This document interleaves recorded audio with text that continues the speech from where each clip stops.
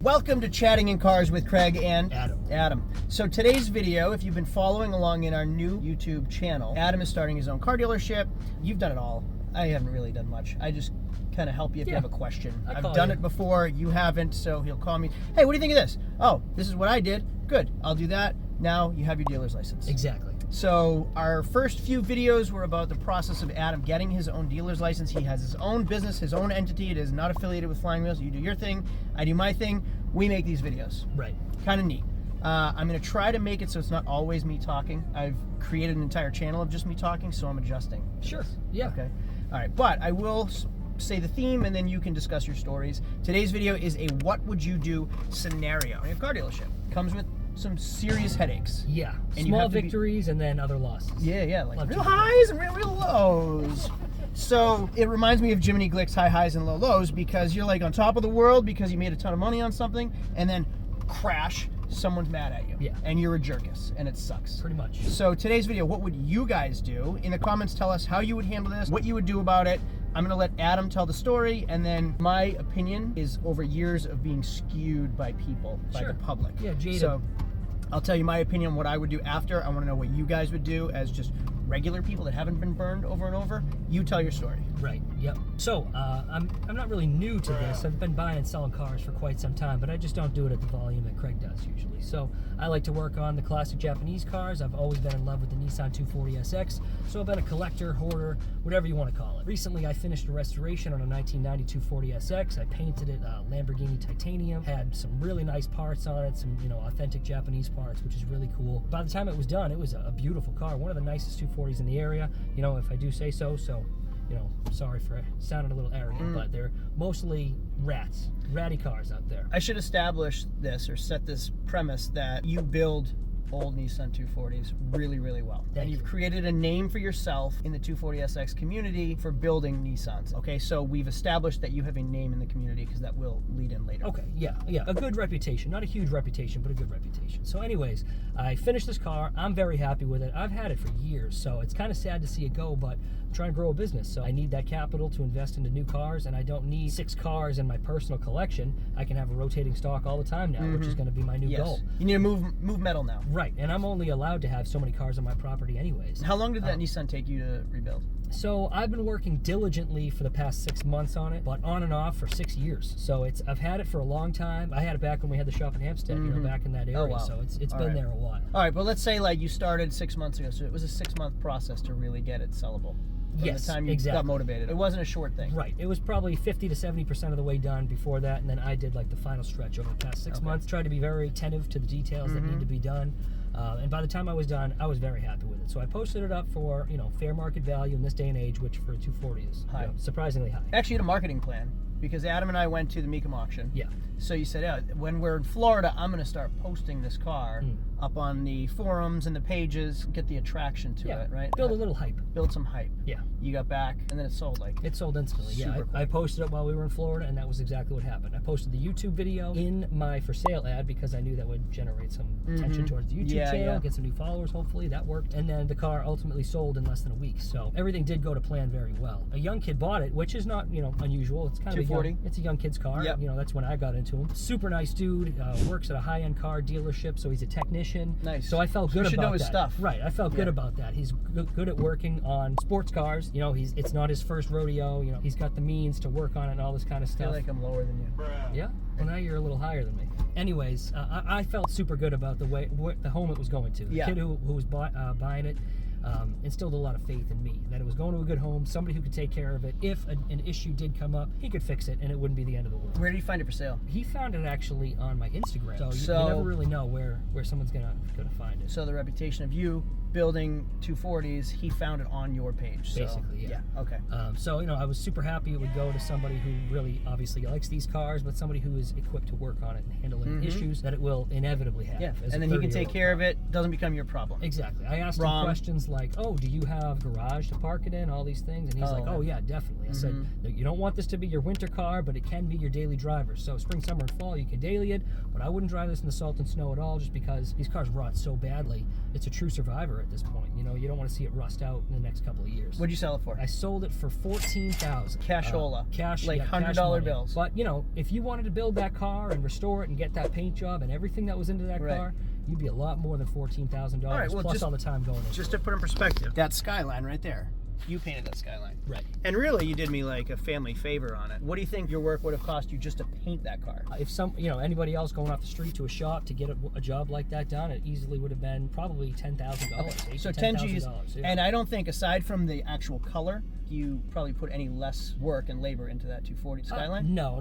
I mean, I did some. Right. I did a lot of extra things on that car just because you're my brother, and I wanted it to be as nice as we can possibly make it without breaking the bank too much. But regardless, I did do a deep, detailed restoration on this car, inside and out. It was complete down to a bare shell. The engine was gone through and really doing well. Had a lot of expensive, valuable parts on it, and the parts market in Japanese parts is crazy these days. So unfortunately, a lot of these cars are more valuable in pieces than they are as a whole car. You could actually take them apart and make way more money selling the parts of the car rather than selling the whole car. But it's just kind of sad and depressing to dismantle something so beautiful. So let's get to the meat and the potatoes. Yeah. All right. The meat and the potatoes is this: you sell it, you get the $100 bills. He's happy, you're happy. He knows what he wants. You put a ton of time into this car. He leaves. Right.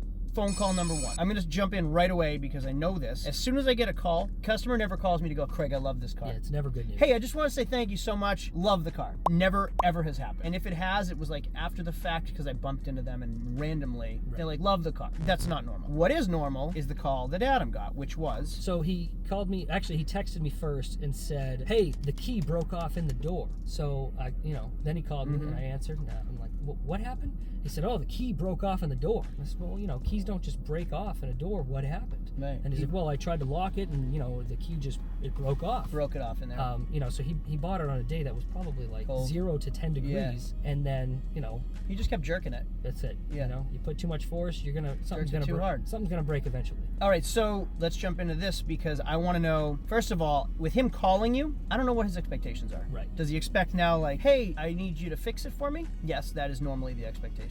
Hey, I broke this. I need you to fix it. It's never like, can you or will you, please? It's, hey, I need you to do me a favor. Oh, okay. Yeah, fix something for free? Okay, that was not warranted? Yeah, sure. So, I can understand it's a cold day. You weren't expecting it. You're not used to older cars with an actual key to open the door, maybe. I don't know. He said, what are we going to do? So, no disrespect to him if you're watching this.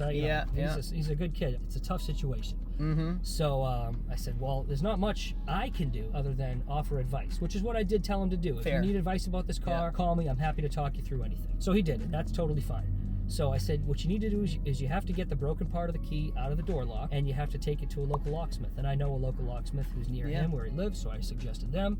I'm sure a key for that car is only going to be like $5 or $10. Right. So I said, get duplicates. Have a few keys for it, just in case, And then I told him to use some lithium grease or something like that inside the lock. Since it's cold out, it might have seized up a little bit. I don't really use it as a winter car. So, just work the new key in there and try to free up the tumblers, or he can bring it back and I'd look at it, whatever. That was 30 minutes after he bought the car. Anyways, it's late at night now, probably, it's about 7 o'clock, and I'm playing with my daughters, getting them ready for bed. And then he calls me. Calls you again. The same day? Yeah, same day. Same day. Like, how many days after the purchase? Same day. It was 30. The first call was 30 minutes after he bought it. The next call was and then called you 45 minutes after he bought it. Okay. Again, I told him to call me if he has issues or questions about the car, because I want to make sure that he knows, I know how to work on this car. You know the car, If I can give him some advice on what to do, I'm happy to do so.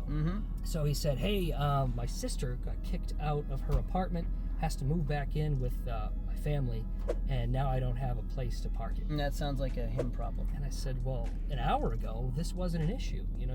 We've been talking for a week now to sell this car and get this, because he messaged me as soon as I posted it. We were going back and forth. He actually came and checked out the car a few days before and then came back with the money a few days later. So he had days to think about it. So it wasn't just like an impulse thing. We talked about it for just about a week. And, he even told me he had a spot to park it. I specifically asked for that. And then he said that, his sister's moving back in. His mom says he has to get rid of the car.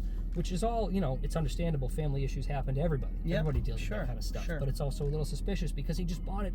What if something broke on the car? What if the clutch is burnt out? What if the engine is destroyed? And again, I'm not saying he would do this because I like him and he's a good kid. No, accidents happen. What if he committed a crime or hurt somebody with the car, and then the car is completely recognizable that I did it because I posted all up on my YouTube channel? Yeah. It just seemed like a big liability to me, and I don't know. So I talked to you about it, and it was questionable. I told him I need to talk to my wife tonight. Let's circle back tomorrow, and we can come to a decision of what we should do next. I'm going to jump in. Right. Okay. So now I don't need to recap the story. You've already heard the story, but we have your wife's perspective, my perspective, and your perspective. Right. Okay. Which we will tell you in a minute after we hear your opinions. But you are new to this business. Okay. You're not new, like you've built cars and you've sold cars, you've created a name for yourself. But you're new, like in this industry now. This is our Start Your Dealership channel, where now it's your job. It's your livelihood. It's how you put food on the table. It's how you pay for daycare and school and clothes. Yep. Okay, and your mortgage and the heat. So now you have to think about numero uno and not just being the nice guy. Right. Okay, but you also have a name to uphold. So you being the Nissan 240 guy, selling it to a kid who found it on your Instagram, who is going to say, "I bought this car from Adam," might not be the same anymore. Like, what's your opinion on how he feels about you at this point, and how do you base your decisions around that? Well, that's it. I have to try to balance that. I don't want to damage my reputation by people talking smack or anything like that, which I don't think he will. Again, it seemed to end on good terms, or it's not even really ended, but it seems to be on good terms currently. So it's a tricky situation where I want to keep my good reputation and my good name, but also think about giving up 6 months of work or more. Plus, it's also a financial investment. I've invested a ton of my time and a bunch of my money into this car. Taking it back is a liability because I could be losing all of that, most of that. What if you learned how to drive a standard transmission in your car? Right, leaving my house. Like, oh, this isn't going to work for me. Right, it's possible. Give it back with a smoked clutch. Right, or worse. Or worse. So it's tough to say, like, oh yeah, sure, I'll just risk 6 months of my free time to be a good guy, to help you out, plus all the financial investment that I've put into it just to be a good guy and help him out. So it's a big risk and a liability. And after discussing it with my wife, my brother, my father, myself, I decided. Was everybody unanimous besides you? Unanimous. 100%. Everybody was on the same page. Don't say what everybody said yet. How did you feel before talking to everybody, besides some guilt? I felt some guilt and sadness because I actually love this car. It seems strange to feel emotion over an inanimate object. You have a ton of cash in your hand. But how do you feel? I have a good stack of cash that I'm happy with. I have the parking spot now for my black Skyline in the garage, which makes me so happy. Honestly, that makes me happier than the cash does. That my Skyline is safe and it's in the garage now because I got that 240 out of there. And that comes back to having that emotion for these cars, this love for these cars. So it hurts to think that, everything has gone so well with this car, and now it's somewhere where it may not be taken care of as well as it should be. It's somebody who doesn't want it as much as I had hoped. Kind of a tough situation where it hurts my heart, as weird as it sounds. I say that all the time. It hurts my heart. So, back to Jiminy Glick. You called me. Hey, sold the 240. All excited. So excited. Real high highs, and then, like, right after that, low lows. And that is the world we live in. So I want to know what you guys would do to help this guy out, who's probably a nice kid. All right, probably a good kid, probably got stuck in a bad situation. Definitely. Want to be a good dude, right? Yep. I will tell you 100% of the time that I'm a good dude. No good deed goes unpunished. Every single time it bites me in the butt and then makes me regret being a good dude. 100% of the time. Right. And I always I'm skewed, and I always tell people, listen, I'm sorry, I'm not Walmart. You can't return the car. All right, I can't take it back. I can't make your problem my problem. Right. You were here, you looked at it, you liked it, you bought it, you signed no returns and initialed it. I can't make it my problem. I'm sorry. I have family. I gotta pay bills. It's a business. It ain't UNICEF. Right. What movie is that from? I bet someone will get it. A lot of people will get it. Totally. So I always say this: don't make your S my S. Right. Like, don't turn your S into my S. It's not my S right now. It's your S. It's your problem. You figure it out. I'm sorry. You're coming off a little aggressive, and it's like it's almost like the bad image of the car dealer. I am right now, you're saying? Yeah, a little aggressive. Because that's how I feel. And I don't want to have to be that way, but there's really one way or the other when it comes to owning a business. And, you have to choose your family. I think you can see how I feel over the years. Right now. Yeah. Because I've been a good guy. Yeah. I've been a good dude. I've tried to help people out, and it 100% bites me in the butt. And then guess what? The bank doesn't care when my mortgage is due. The electric bill doesn't care when they're going to shut off my electric because, you were a good dude this month? Let's leave your electric bill on. Right. Doesn't matter. And, you know what? Sorry to interrupt you. The kid's cool. Like, 14 grand back in his pocket. you now can't pay a bill. Right. So don't let it affect you. Yeah, it's tough, because I've been on both sides of it too. So I'm not now I'm on the side of it as the car dealer who's selling the car that thankfully doesn't have any issues, doesn't have any problems. It is a good car he got his money's worth out of the car. But I've been in the situation where you buy a car and now you're stuck and you just want your money back, or you want what you feel is right. Look at that Nissan Rogue that I bought for my wife from the auction upon your suggestion. It had a bad CVT right away. As soon as I left there, it wouldn't go over 25, 30 miles an hour. From my brother's pregnant wife. Yeah. All good? All Looked good. us both in the eye and said, the car is good to go. It's awesome. Bad transmission on the way. It had like 110,000 miles on it. Beautiful Nissan Rogue. It looked like it was still in new condition. So I'm like, this is a no-brainer. I could see my wife, having a baby in this car, and it'll be okay. And that is why I don't feel like much remorse in these situations, because what'd you do? You figured it out. I had no choice to figure it out. It cost us $4,500 for me to replace the transmission myself. Every time I buy a car, I just figure out the problem. Right. I try to fix what I can fix. Yep. And I figure out the problem. I bought a boat that sinks. I figured out the problem. Yep. I bought a house that was dilapidated. Figured out the problem. That's it. it. Sometimes stuff happens and you got to figure it out, and the world isn't going to baby and coddle you, because the world is tough. And now I'm hardened and sour because of it. Yep. But I figure it out. And every time you pull yourself up by your bootstraps and you're all set. And then I just do it. So I want to know how you guys would handle this, because you're really seeing two perspectives. I'm like the long-term car dealer, which I never wanted to be. Yeah. And now I've just been stomped on and slightly sour about it. You are the new car dealer who wants to do everything on the up and up for everybody, like be the best person so everybody likes you and your reputation's on the line. Yep. You have to find the middle ground. And to be quite honest with you, what I've found is you can't make everybody happy. Not everybody's gonna be happy. And when some people deserve to be treated extra, they get that extra special treatment when they're good people. I go out of my way, and if you watch my videos, I've gone out of my way a lot of times for people that I feel deserve it. I've also done that for people that didn't deserve it, and they really took advantage of me. Yep. So it is a case-by-case basis. I think every situation's different, but I have a no returns policy. Right. Like, I have kids and I have employees, and everybody has to get paid, and it can't be someone else's mistake that turns into my mistake. Right. For good reason. And Absolutely. How did you end up finishing it? Where did you leave off? So, I told him, unfortunately, it's too much of a liability for me and my family to take this car back. I'm more than happy to put you in contact with some of the other people who were interested in this car. Easy. So I had a line of people who wanted to buy this car. Best case scenario, really. And so I forwarded them all towards this guy who said that now he has to sell the car because he can't keep it.